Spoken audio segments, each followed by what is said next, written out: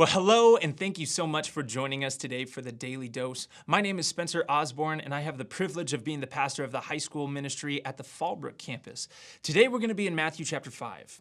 We're talking Sermon on the Mount. These are the Beatitudes. And in verses 11 through 12, Jesus has something interesting to say in regards to blessing. Here's what he says.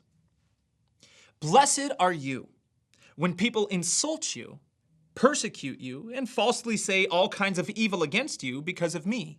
Rejoice and be glad, because great is your reward in heaven. For in the same way they persecuted the prophets who were before you.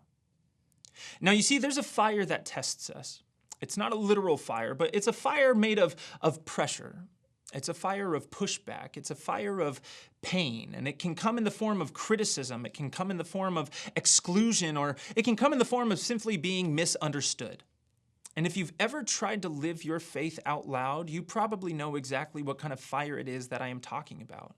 And Jesus didn't sugarcoat it. He knew what it meant to be rejected. He knew what it cost to speak truth and live with conviction. And in this moment on the Sermon on the Mount, in verses 11 through 12, he gives us both a warning and a promise. He says, when you are insulted, not if, when you are insulted, when you are mocked, when you are lied about because of me, blessed are you. And that's a radical statement, because we don't often associate blessing with pain or discomfort. We don't often associate blessing with being attacked. In fact, our instinct is to avoid discomfort. It's to protect our image. It's to keep quiet out of a fear of standing out.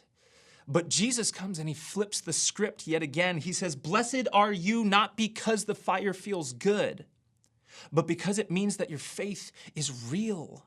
Because faith that has been tested is faith that can be trusted.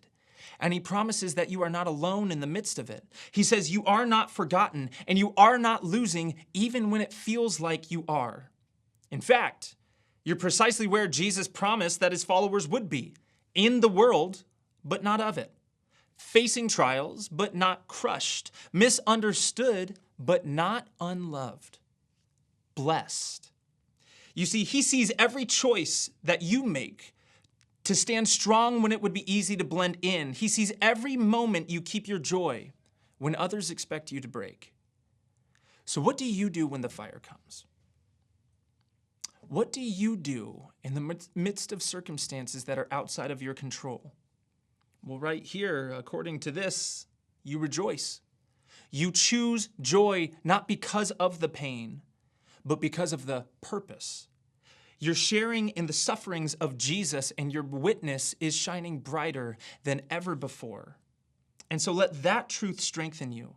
Let it steady your heart, and let your joy be louder than the fire in your life. I hope this can bring some encouragement to you today in whatever it is that you're going through. And I hope that you join us again tomorrow.